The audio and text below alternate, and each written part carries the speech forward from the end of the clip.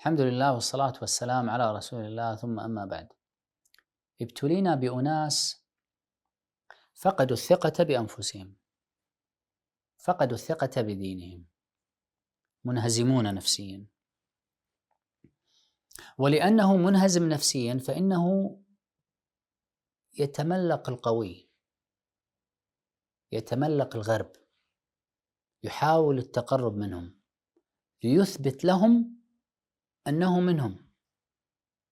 وعلى الرغم من أن الغرب هذه الدول القوية تحتقرهم، إلا أنهم لا زالوا مستمرين في التسبيح بحمدهم ليل نهار. يقولون انظروا إلى هؤلاء الغرب الذين تطلقون عليهم لقب الكفار، انظروا كم هم متقدمون، كم هم متطورون. أما الدول الإسلامية فهي دول متخلفة، دول رجعية. لماذا تريدون أن تدعوا الغرب إلى الإسلام؟ تريدون أن تجعلوهم متخلفين مثلنا؟ الإسلام متخلف، والدليل انظر إلى حال الدول المسلمة. أقول لك بكل صراحة، لا يوجد متخلف إلا عقلك. من قال لك أن الإسلام سبب تخلفنا؟ بل سبب تخلفنا هو أنت وأمثالك ممن طالبوا بإلغاء أحكام الإسلام وتجاهل مبادئه، فصرنا في ذيل قافلة التخلف بسببكم أنتم. نعم، بسببكم أنتم. كيف كنا حين كان الإسلام يحكمنا؟ أقوى جيش في العالم لقرون، أقوى اقتصاد في العالم لقرون، أكبر حضارة في التاريخ البشري امتدت لقرون، بلغت حدودنا الصين شرقا والمحيط الأطلسي غربا، وجنوب فرنسا شمالا، وأدغال أفريقيا جنوبا. في الجانب العلمي أبو البركات بن ملك البغدادي مكتشف قوانين الحركة قبل نيوتن ب5 قرون، كتبه موجودة في مكتبات أوروبا ومترجمة بالإنجليزية والفرنسية في عصر نيوتن. ما معنى ذلك؟ أنه متقدم عليه. كتب نصا صريحا عن قانون الحركة في كتابه الأحوال الرياضية للفلسفة الطبيعية. ابن سينا مكتشف دودة البلهارسيا والالتهاب السحائي. من هو مكتشف الجاذبية الأرضية؟ البيروني قبل نيوتن، هو من علماء القرن الثالث الهجري. قال بالنص: الأجسام تسقط على الأرض بسبب قوى الجذب المتمركزة فيها، قبل نيوتن. لكن الغرب لصوص يسرقون علوم الأمم الأخرى وينسبونها لأنفسهم. حقد. البيروني رحمة الله عليه هو الذي فسر ظاهرتي الخسوف والكسوف، هو الذي وضع أسس نظرية لقياس نصف قطر الكرة الأرضية ومحيط الأرض، وتحدث عن كروية الأرض وتحديد خطوط الطول والعرض، وقال أن سرعة الضوء أكبر بكثير من سرعة الصوت ومن سرعة دوران الأرض. هؤلاء قبل نيوتن. لكن كما قلت الغرب لصوص، كما يسرقون ثروات الأمم الأخرى. رأيتهم؟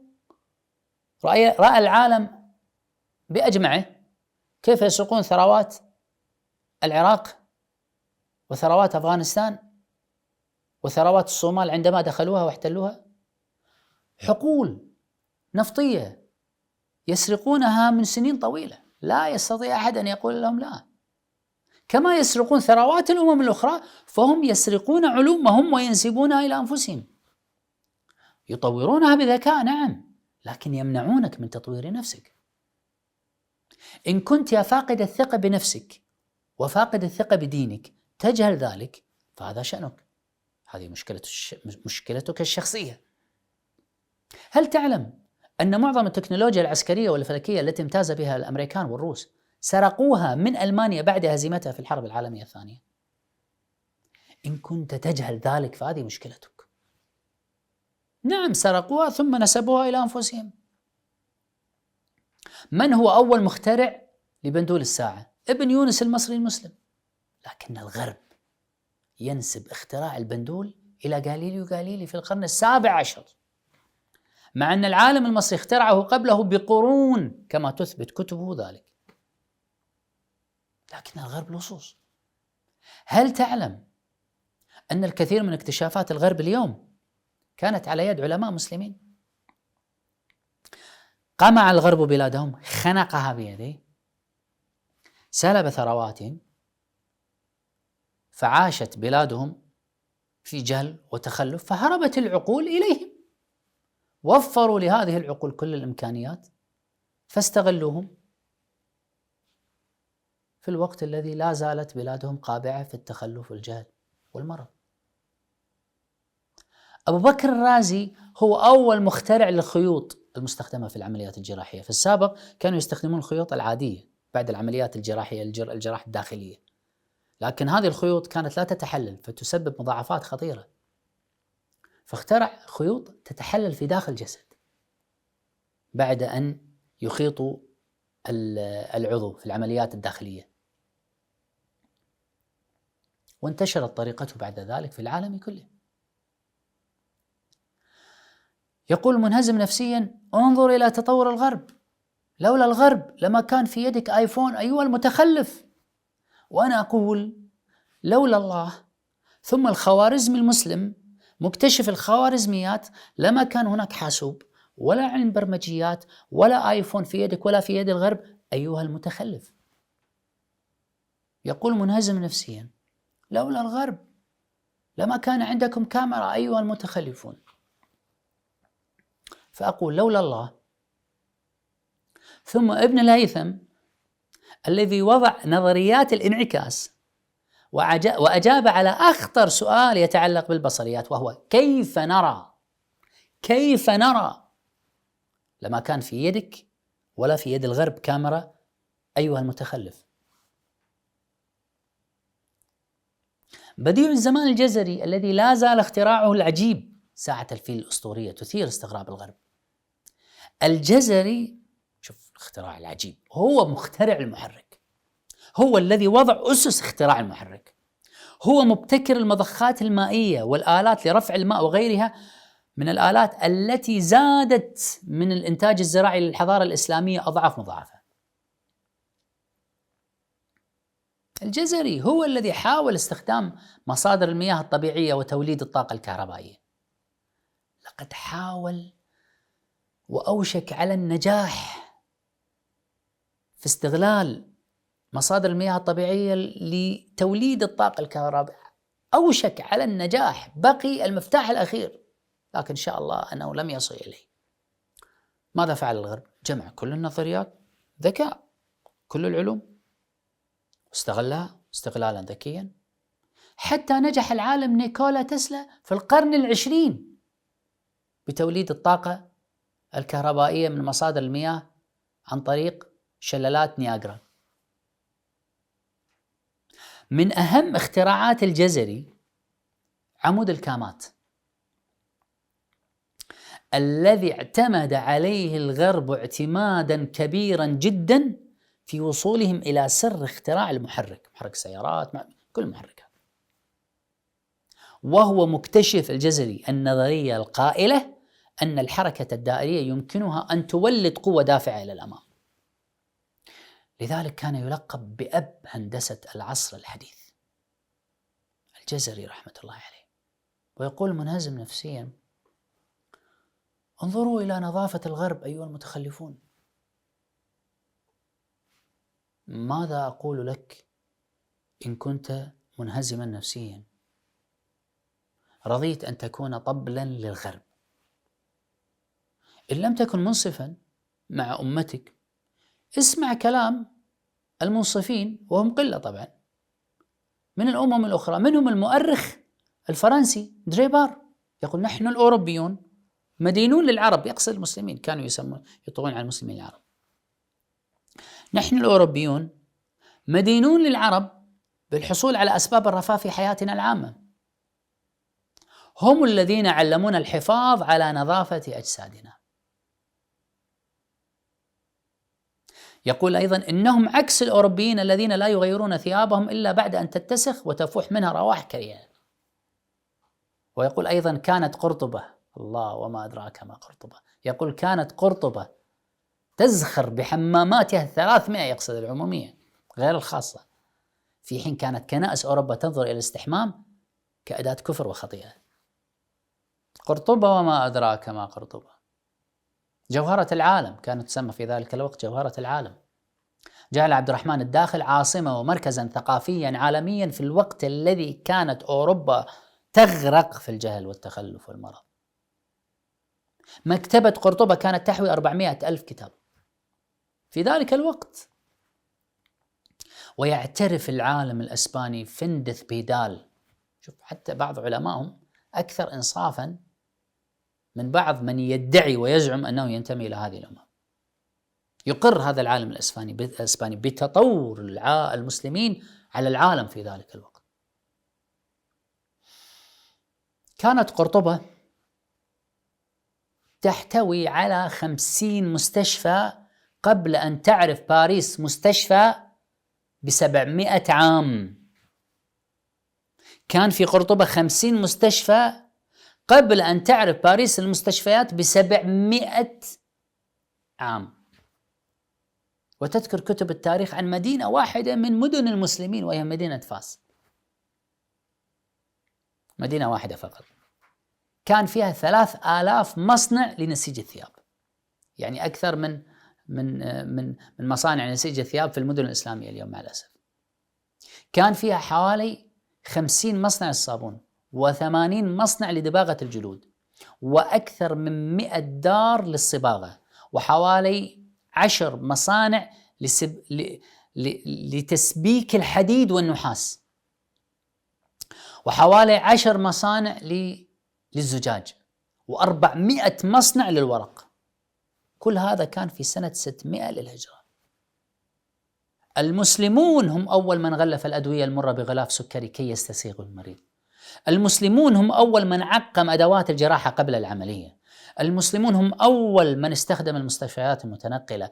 المسلمون هم أول من اكتشف كروية الأرض وحركتها حول الشمس قبل كوبرنيكوس بقرون. الإمام القزويني هو أول من ربط بين حركة المد والجزر وبين حركة القمر في كتابه عجائب المخلوقات وغرائب الموجودات، كما تحدث أيضا عن المجرة وعن أثر الشمس في الحركة اليومية للأوراق والأزهار. نعم، كنا أمة أمية لا نعرف القراءة والكتابة. ما الذي جعلنا في فترة وجيزة نصل إلى هذه الحضارة العظيمة، إلى هذا الاهتمام بالعلم والخلق في آن واحد، إلى هذا الاهتمام بالجسد والروح، إلى هذا الاهتمام بعالم المادة الأرضية وعالم الأرواح السماوية؟ ما هو العنصر الجديد الذي دخل حياتنا فغيرها وأنارها؟ لا شيء سوى الإسلام. إذن السر في الإسلام. الإسلام دين العلم، دين القوة، دين الخلق، دين الحضارة. لكن المسلمين لا يمثلون الإسلام. هناك قمع من الغرب لا يريدونهم أن يتطوروا، وهناك هزيمة نفسية مثل هذا الشخص الذي واجه الإسلام وغيره. هناك أسباب داخلية وهناك أسباب خارجية. المسلمون لا يمثلون الإسلام. الإسلام هو النظام. المسلمون هم من يجب أن يطبقوا النظام. إن لم يطبقوا النظام فالخطأ عليهم وليس على النظام. الإسلام هو القانون، والقاضي الذي يحكم بهذا القانون هم المسلمون. فقد يكون القاضي ظالما، قد يكون مرتشيا، رشوته وظلمه تضره هو ولا تضر القانون. القانون أمره بالعدل والنزاهة لكنه اتبع هواه. فلا تحكم على الإسلام بحال المسلمين. والله أمركم عجيب، أمركم عجيب.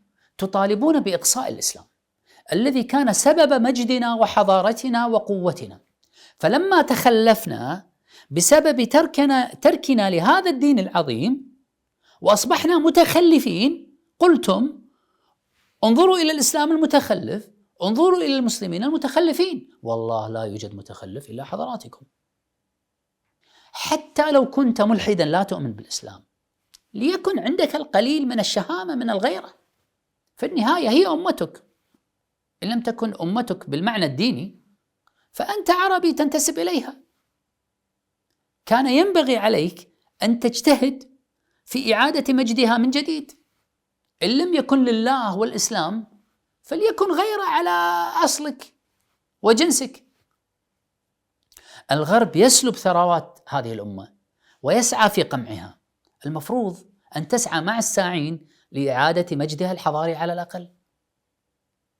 هل أنت في شك أن الغرب له علاقة في تخلفنا؟ هل يشك في هذا أحد؟ ألا تعلم أن الدول العربية والإسلامية لا تستطيع إنشاء مصانع عسكرية للتصنيع الحربي إلا بإذن الغرب، وبقيود وشروط قاسية جدا وضغوط كبيرة. ألا تعلم أن بعض الدول العربية ليس فقط تصنيع حربي، لا، حاولت زراعة القمح والوصول إلى الاكتفاء الذاتي ثم تصديره إلى الخارج، قمعها الغرب، أمرها بأن تتوقف فورا من زراعة القمح واستبدالها. بعض الدول استبدلوها بزراعة الفراولة. حتى مصانع الأدوية عليها خطوط حمراء من الغرب، لا يجيز لك الغرب تجاوزها. لماذا دمرت الولايات المتحدة الأمريكية مصنع الشفاء السوداني؟ مصنع أدوية، لكن كان يغطي مساحة شاسعة جدا، وفر الاكتفاء الذاتي ثم بدأ يصدر إلى الخارج. ضربوه بحجة الإرهاب، ما علاقة مصنع أدوية بالإرهاب؟